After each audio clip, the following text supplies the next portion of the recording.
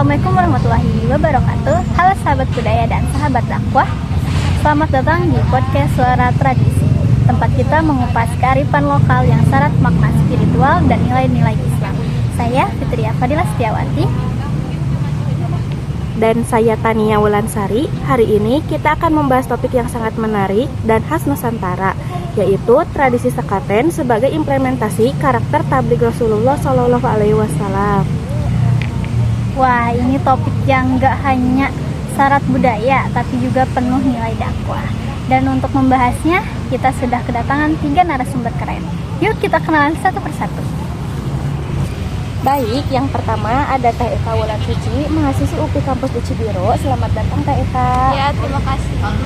Kemudian ada Teh Nida Kuratu Aini, mahasiswi kampus UPI di Cibiro. Selamat datang Teh Nida. Ya, terima kasih, senang bisa hadir di sini. Dan yang terakhir ada Teh Dita Budi Lestari, mahasiswi UPI Kampus di Cibiro. Terima kasih sudah hadir Teh Dita. Terima kasih kembali Teh sudah mengundang saya dan teman-teman, dan saya juga udah gak sabar untuk berbagi di sini ya Teh. Sangat semangat sekali ya Teh Dita. Oke, langsung aja ke Teh Eka. Boleh dijelaskan gak sih secara singkat apa itu tradisi sekaten? Oke, jadi kan tradisi sekaten ini tuh berasal dari kata sahadatain gitu ya, yang berarti itu 2 kalimat syahadat.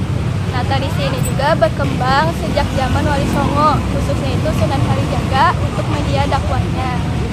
Tradisi ini juga diperingati setiap Maulid Nabi Muhammad SAW dengan berbagai kegiatan gitu, seperti tetabuhan gamelan, pasar malam, dan juga grebek maulud. Berarti sejak awal memang sudah bernuansa religius ya Teh? Iya betul, jadi tradisi sekaten ini tuh menggabungkan antara budaya dan agama gitu. Nah, Sunan Kalijaga tuh paham betul gitu kalau pendekatan melalui kultural atau budaya itu lebih efektif untuk menyampaikan nilai-nilai agama Islam. Baik, terima kasih Teh Eka atas penjelasannya. Selanjutnya Teh Nida, bagaimana pandangan Islam terhadap tradisi sekaten ini? Baik, kalau kita lihat dari sudut pandang dakwah gitu ya, sekaten ini sebenarnya bentuk tabligh yang sangat kontekstual. Jadi para wali seperti Sunan Kalijaga menyampaikan ajaran Islam dengan pendekatan budaya, bukan dengan cara yang kaku atau memaksa gitu.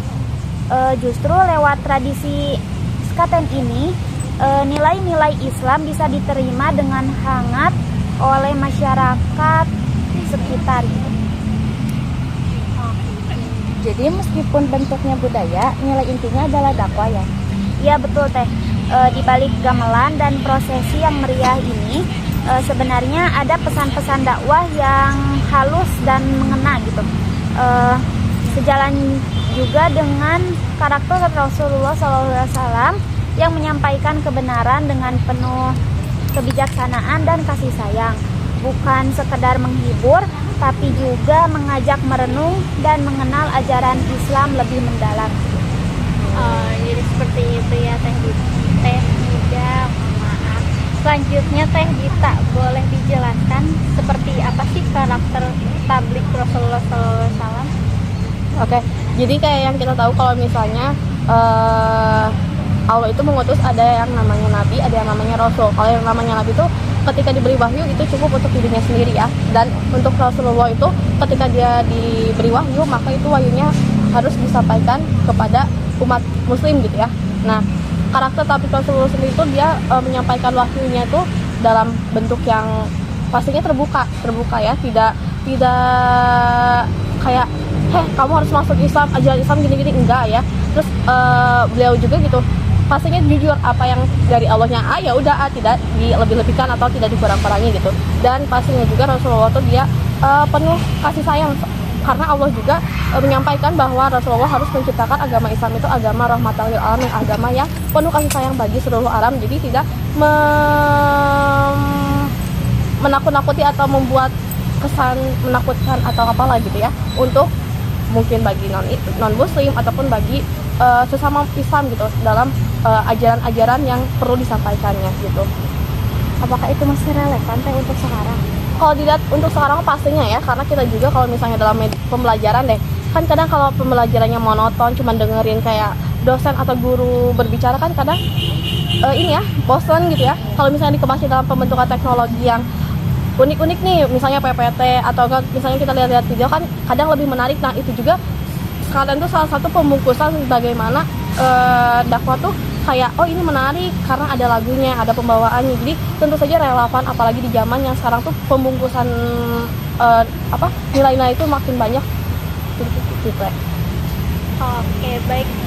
Sangat jelas ya Teh Dita jawabannya. Terima kasih. Selanjutnya Teh Eka.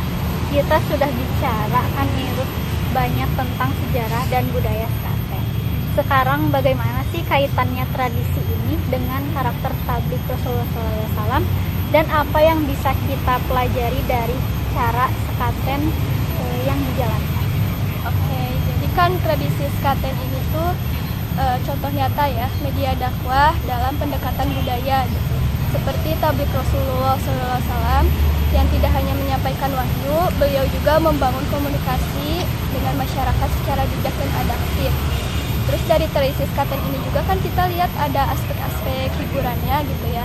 Nah di dalamnya juga terdapat nilai-nilai agama yang disampaikan secara halus melalui pendekatan seni dan budaya gitu. Jadi tidak ada unsur paksaan sama sekali.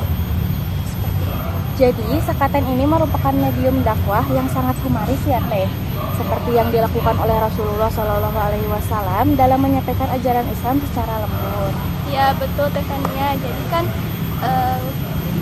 tradisi Sekaten ini tuh menggabungkan antara seni, budaya, hiburan, dan agama gitu. Tidak ada unsur paksaan sama sekali, tetapi mengajak masyarakat dan memberikan kesempatan kepada mereka untuk menikmati dan merenungnya gitu, seperti itu.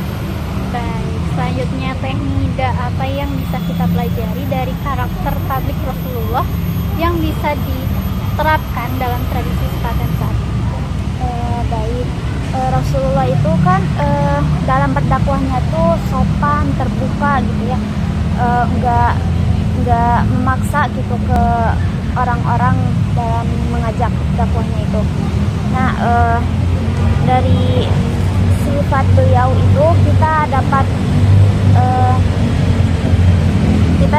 tiru dalam Sekaten ini. Sekaten ini itu kan bentuknya perayaan gitu ya, jadi bisa ditiru dari sifat Rasulullah yang sopan terbuka itu ke dalam tradisi Sekaten ini. Meskipun bentuknya perayaan ya Sekaten ini tuh, tapi nilai-nilainya bisa sangat kita pahami gitu. Kita juga bisa belajar bagaimana cara menyampaikan pesan-pesan Islam lewat seni, lewat budaya, dan tradisi yang dekat dengan masyarakat. Cara seperti Sekaten ini tuh sangat lebih menyentuh gitu dan relevan, apalagi buat generasi sekarang gitu. Oke, sekarang jika kita bicara tentang Sekaten di zaman sekarang, apakah masih bisa menjaga karakter tabligh Rasulullah dalam tradisi ini? Ya mungkin di situ ya tantangannya. Jadi sekarang itu tradisi Sekaten cuma dilihat sebagai festival aja gitu. Padahal kalau kita jeli, kita tuh bisa memberikan kesempatan untuk membangun kembali nilai-nilai tabligh dalam konteks modern gitu, seperti memasukkan kembali nilai-nilai agama dalam berbagai kegiatan atau hiburan yang ada di dalamnya gitu, seperti itu. Jadi, masih ada relevansi besar ya Teh, meskipun tradisinya sudah berkembang. Iya betul Teh, sangat besar gitu ya.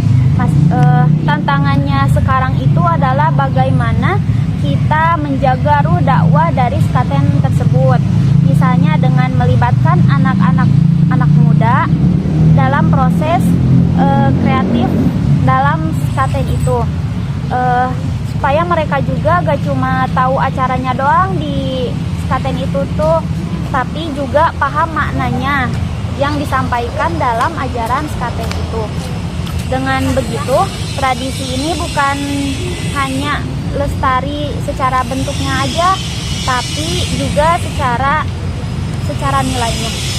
Nah, jadi saya juga beneran sepakat banget ya kalau misalnya gak bisa gitu nilai covernya aja. Mungkin kan karena di nilai covernya aja tuh karena dalam Islam kan memang ada ajaran terpisah lagi ya, mengenai musik gitu ya dan lain-lain.